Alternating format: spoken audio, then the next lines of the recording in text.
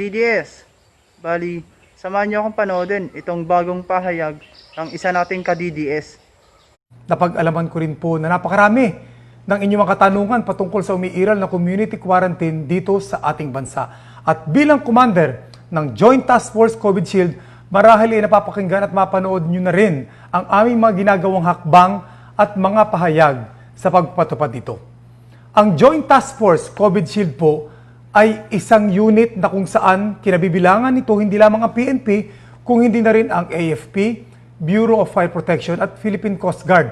At kami po ay naandito para ipatupad ang mga alituntunin at guidelines coming from the Interagency Task Force at para masiguro na kayo po ay nag-oobserba sa mga guidelines na ito.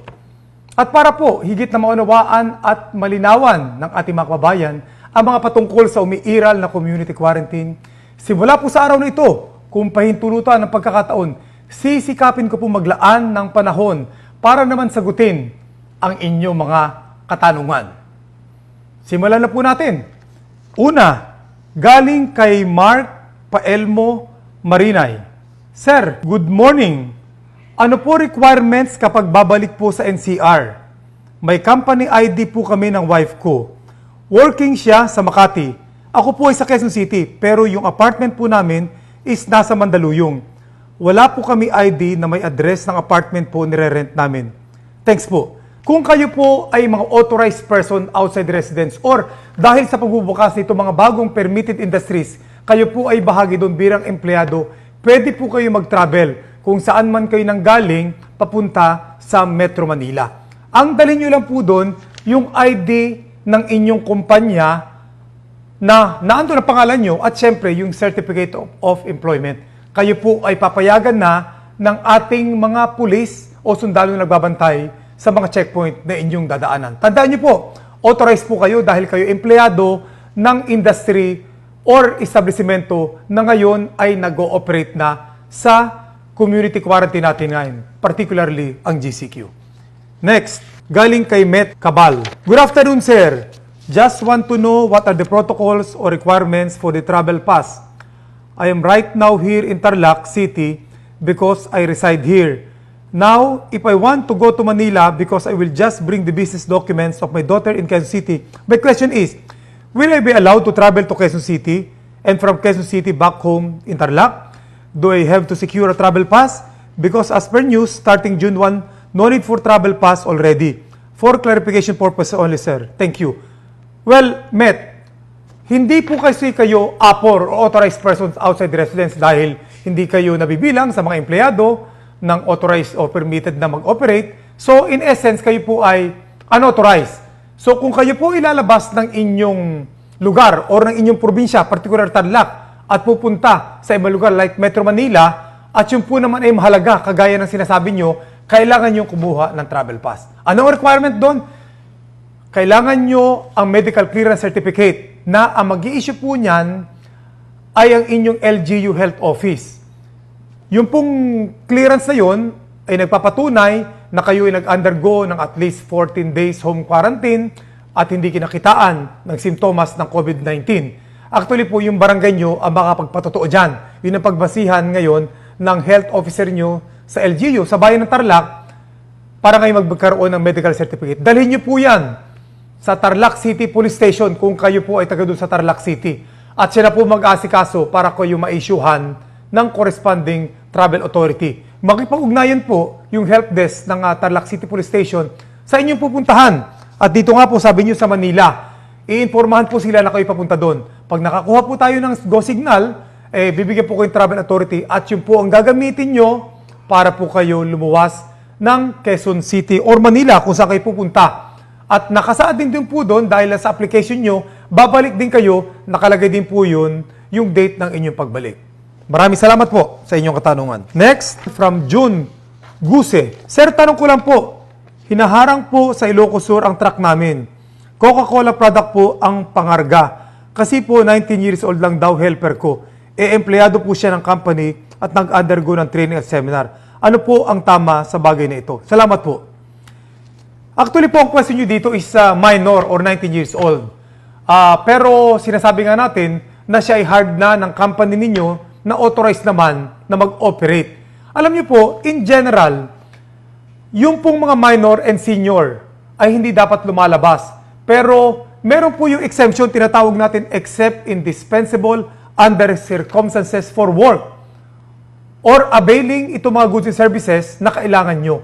So sa ganitong pagkakataon, papasok po yung exemption. Ipaliwanag nyo lang po doon sa mga checkpoint na nagbabantay doon na makikita naman doon na even though minor siya, pero siya ay hired na nitong kumpanya na ito na authorized naman o mag-operate sa ating community quarantine sa ngayon. Okay, lipat tayo susunod kay Nemya Cordial. Magandang araw po, sir. Nais ko pumuwi sa amin sa Pangasinan sapagkat na maalam na po ang aking tatay. Nakikiramay po kami. Nais ko po siya makita at mayakap kahit sa huling sandali lamang. Magtatanong po ako kung ano po dapat kong gawin para makauwi agad sa amin. Maraming salamat po sa pagtugon. Ang isa pong namatayan ng immediate family ay pwede po na mag-travel kahit walang travel authority. Kayo po ay considered na APOR. Ito pong immediate family ng deceased person. So ito po yung anak, kapatid, magulang, ito po yung mga pwedeng makauwi sa kanila. Ngayon po kung kayo naman ay sa malayong kamag-anak at gusto nyo rin umuwi, pwede po yung mag-apply ng travel authority. Pero por sa inyo, Nemya, kung aabot pa man, pwede pa kayong umuwi, magdala lang kayo ng dokumento na nagpapatunay na kayo po ay immediate family ng may mayapa. Death certificate will do, or kahit naman po ipakita nyo yung inyong exchange of messages, yun po i-consider. Dahil at the end of the day, human consideration, medical consideration, yan po ay pinagbibigyan ng ating mga kapulisan sa ating checkpoint. Galing kay Eileen Castro. Hi, good PM. We're currently stranded here in Cebu with my partner, residents of Iligan City in Mindanao, and I'm 6 months pregnant due to give birth on August in my hometown. We have already processed the steps in acquiring travel authority and were advised that it will be given within 5 business days.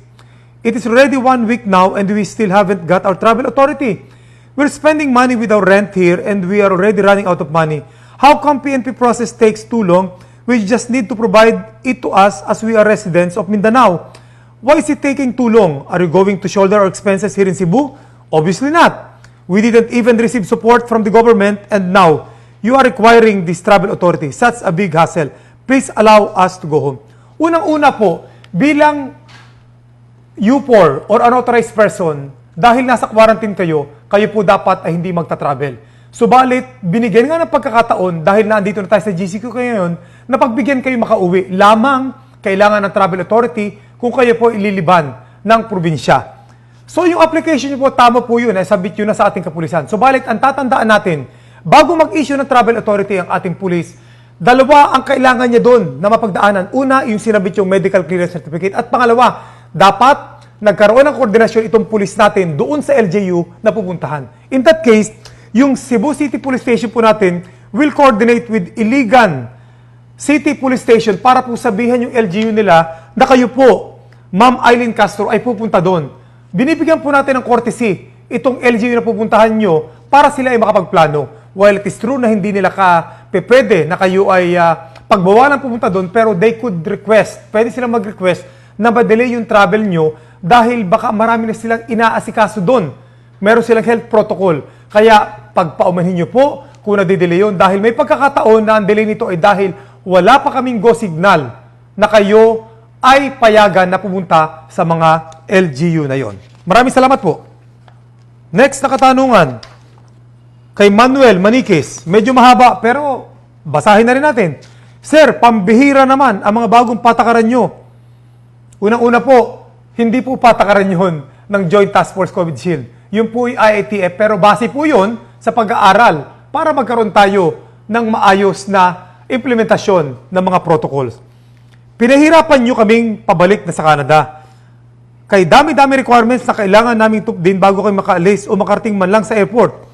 Basahin nyo mga balita na galing sa Canada kung kasi higpit siya ng ECQ, MECQ, GCQ nyo ang mga ginagawa dun sa amin. Di hamak ang dami ng kaso ng COVID sa amin, pero hindi naman pahirap sa mamamayan na katulad dito. Lalo na sa mga nagbabakasyon lang at naipit sa mga QQ ninyo. Ngayong araw, nagpabalik-balik ako sa stasyon ng pulis, sa health center, nagpa-rapid test, health center, opisina ni mayor, istasyon ng pulis, opisina ng barangay chairman, istasyon ng pulis, para makakuha ng travel pass at health certificate. Bakit naman kailangan ng health certificate? Hindi man ninyo sagot ang health namin pauwi sa Canada. Canada na nga may problema sa amin. Ang mahalaga ay makabalik kami doon. Sasagutin niyo ba ang gastos namin kung maipit kami sa Pilipinas at magkasakit kami dito? Samantalang sa Canada, wala kaming gagastusin ni singkung duling kung magkakasakit kami doon. Kaya nga gusto namin umuwi Nakakatakot po magkasakit sa Pilipinas. Sana naman ayusin nyo ang sistema nyo. Tanggalin nyo na mga pahirap na bago nyo mga patakaran para sa mga Canadian citizen. Hindi naman gusto umasa sa gobyerno ng Pilipinas, gusto lang bumalik sa Canada. Yun lang po. Maraming salamat, Manuel Manakis. Unang-una, hindi po kailangan ang travel authority kung kayo po ay aalis ng bansa. So sana po nasagot ko na yon. Bagamat kami po ay nalulungkot na siguro maling impormasyon nakarating sa inyo at mali rin po siguro inyo na pagtanungan. Subalit humihingi kami ng paumanhin sa hindi pagkakaintindihan na yon. Yung pong sinasabi nating travel authority, ito po ay pagpupunta kayo sa ibang lugar outside the province within the country or within the Philippines. Pero pag kayo po ay lalabas na ng bansa, kung meron kayong ticket at kayo po itatanggapin sa bansa pupuntahan nyo, pagdating sa airport, meron lang po kayong i-accomplish na undertaking na naiintindihan nyo ng patakaran na pwedeng gawin pag kayo dumating sa inyong pupuntahan. Sana po ay nasagot ko ang inyong katanungan. Punta naman tayo kay Desiree Valdez. Good day. Sir, please kindly abolish travel authority as one of the requirements for LSIs and OFWs or overseas Filipinos in order to get back to our hometowns and provinces. Sobra na po nahihirapan mga tao sa pagpabalik-balik at ganun din sa tagal ng paghihintay, especially now na nasa MGCQ na ang ilang lugar like sa amin sa Oriental Mindoro. Sana po makonsider niyo po ang pakiusap ng maraming tao na matagal na naipit sa lockdown at sobra na ang pagnanais na makauwi sa kanilang pamilya. Perhaps medical certification and valid IDs for LSIs, while passport and a valid ID and DOA certification for FWs and OFs are enough requirements for us to get through our provinces. Salamat po. Mabuhay. Well, una-una po, nasa community quarantine tayo at sinasabi nga dapat hindi po lumalabas ang ating makabayan except kung authorized kayo. At since kayo po ay hindi authorized, binigyan ng konsiderasyon ng ating pamahalaan na kayo po ay makauwi.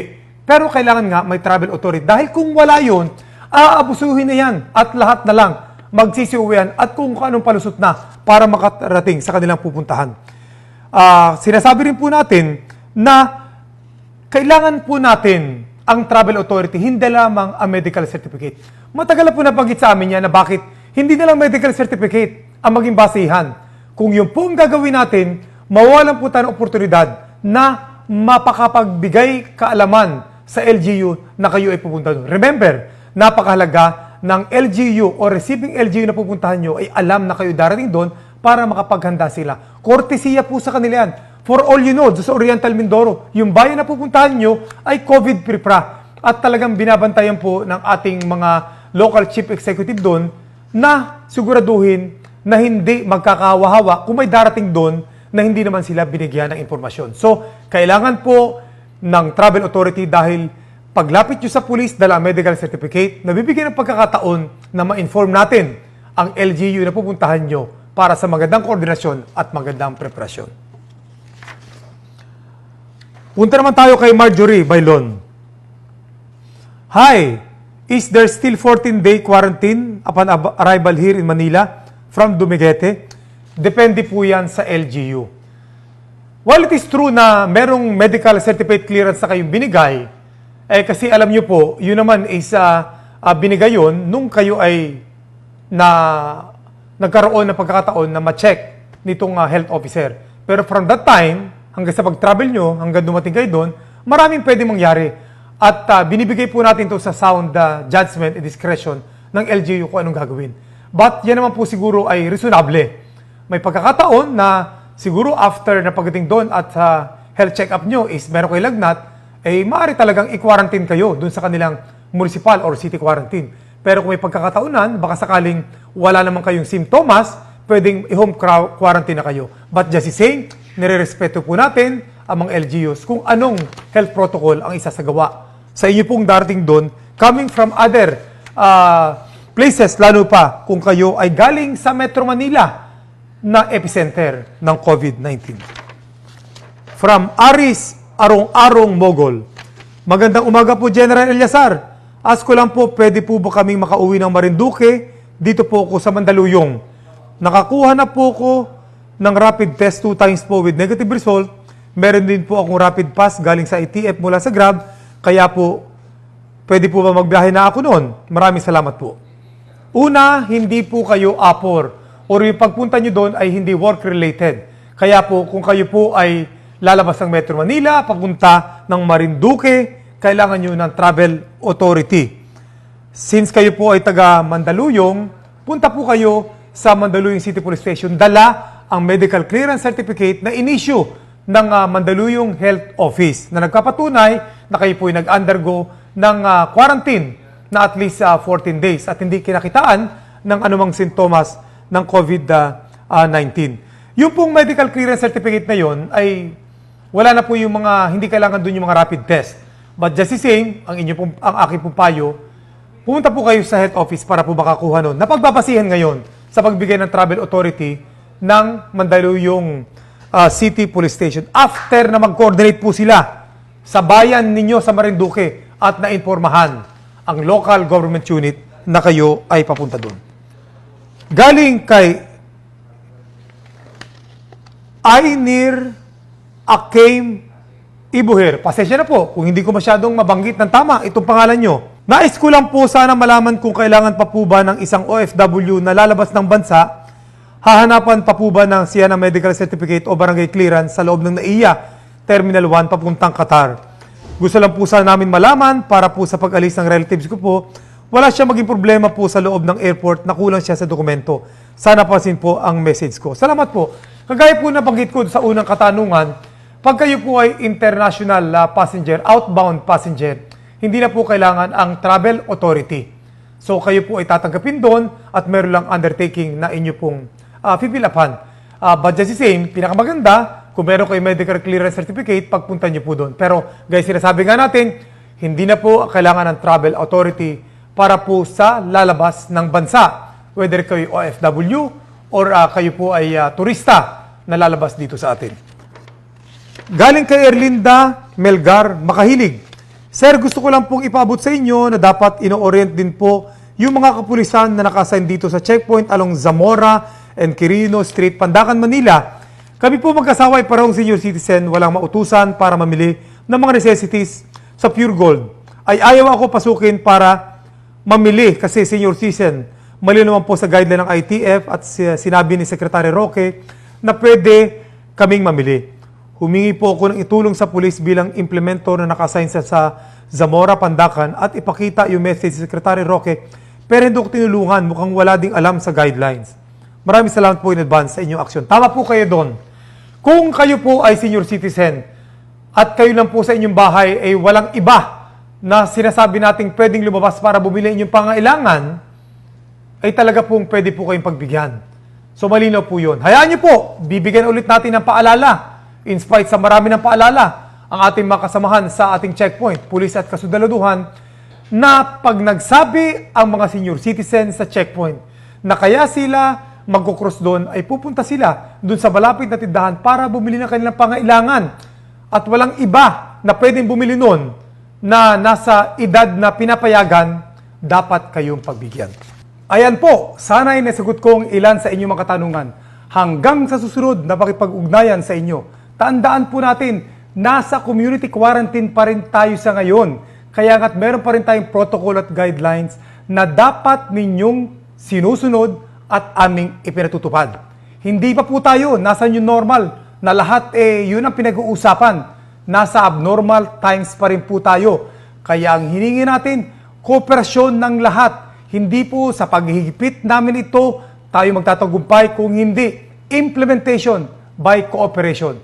Magtulong-tulong tayo para po makamit natin itong ating adhikain na tayo po ay makarating sa new normal na ating pinapangarap. Maraming salamat. Hanggang sa susunod. Magandang araw po sa inyo lahat. So yun na nga no. Kung meron kayong reaction sa video na napanood nyo, comment nyo lang sa baba ng video. DDS, stay safe, stay at home. We heal as one.